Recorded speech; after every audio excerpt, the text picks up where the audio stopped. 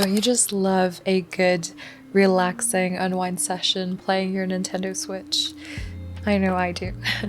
And while of course we love the cozy and casual games here, sometimes I like to switch things up and look for games that offer a bit more of a challenge, a riveting adventure, and a story that keeps me playing on and on and on. RPGs are so perfect for that, with many letting you select a difficulty level so that you can focus solely on the story and enjoy the game that way if you want less of a challenge and varying gameplay styles. So here are the RPG releases I've played and loved so far in 2022. Most I haven't mentioned on the channel yet, but I think they all offer that perfect balance of adventure and chill. Starting off with the game that I have mentioned on the channel before, which is Atelier Sophie 2.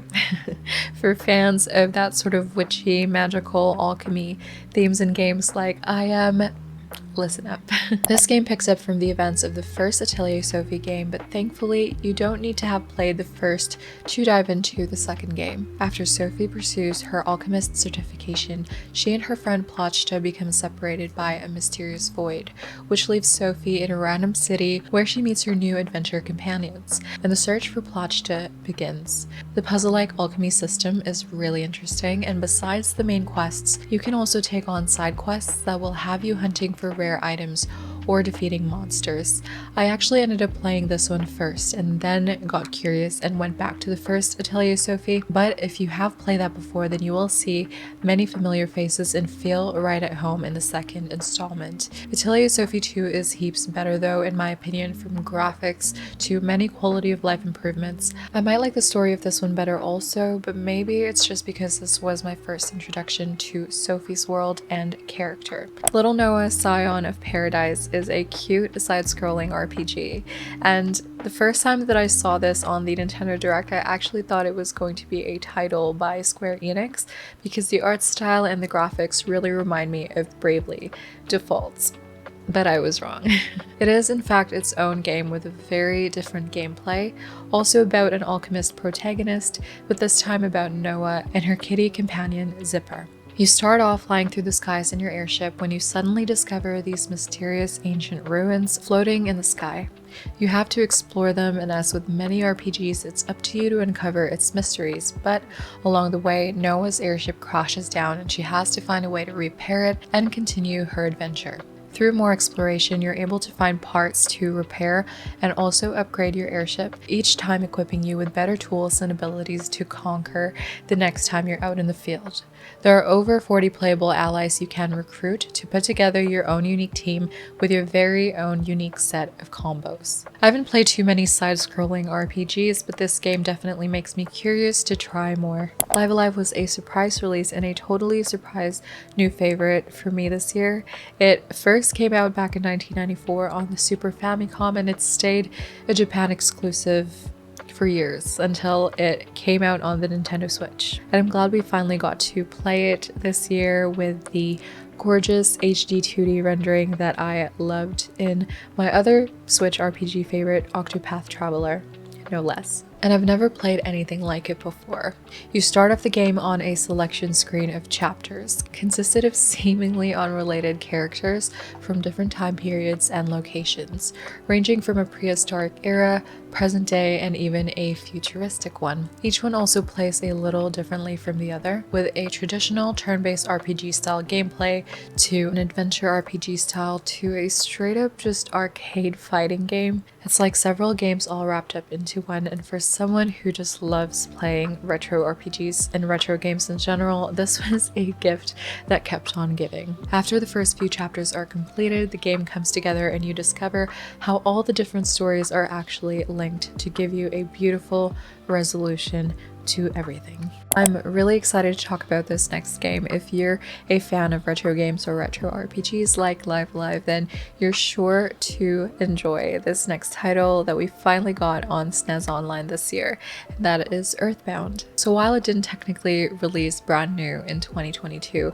we did get it on the Switch only in 2022. And I'm so happy that many new players can experience this classic. The game first came out in Japan also back in 1994, and it follows Ness and friends in a very curious portrayal of the Western Americana world. The game starts with a meteorite crash in your little town, and along with it is an alien called Gigas or Gygas. Gigas. Cat struggle with names continues.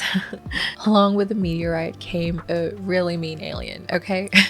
And it spread hatred into the world, which in turn turned animals and people into dangerous creatures. So it's up to you to find a way to stop this from spreading and ultimately save the world.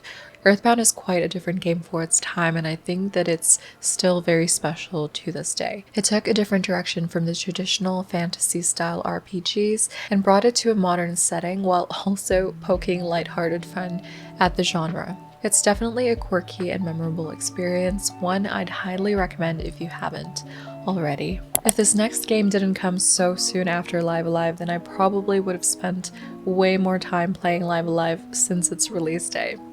But alas, Xenoblade Chronicles 3 came out and pretty much took over my whole gaming world. It has to be one of my hands down all-time favorites now, and I know I'm a little bit late to the series. Many Xenoblade fans have been urging me to try this out since the Switch was birthed, basically. Thankfully, I finally gave in earlier this year and I played Xenoblade Chronicles, the definitive edition that was originally out for the Nintendo Wii. And I've been giving myself a hard time for not playing it sooner since. What I found was a compelling story and cast of characters, an enjoyable battle system and gameplay, and lots to do in a vast open world. Perfect for the explorer in me. While the games do take place in the same fictional world and follows the same lore, Xenoblade 3 has a brand new story that takes place in the future of the first two games.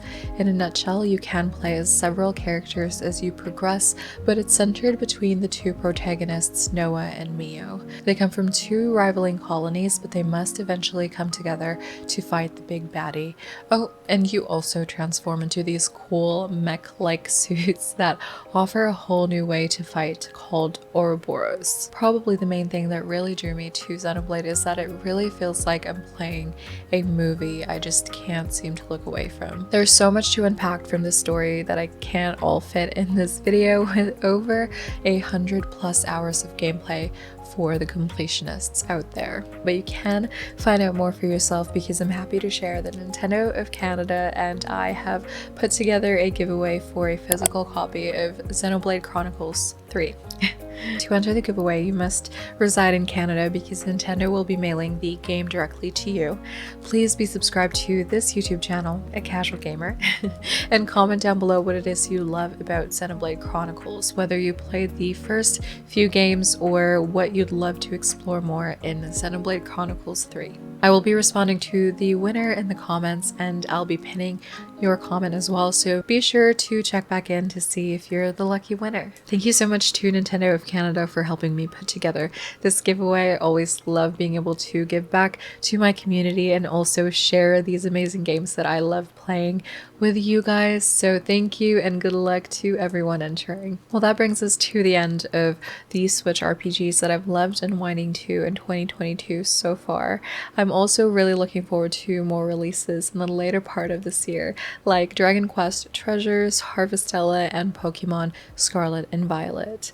Let me know down below if you've played any of these games or if maybe you have your own favorite that you'd like to recommend myself and others to check out. Thank you so much for watching as always. Take care of yourselves and I will see you next time.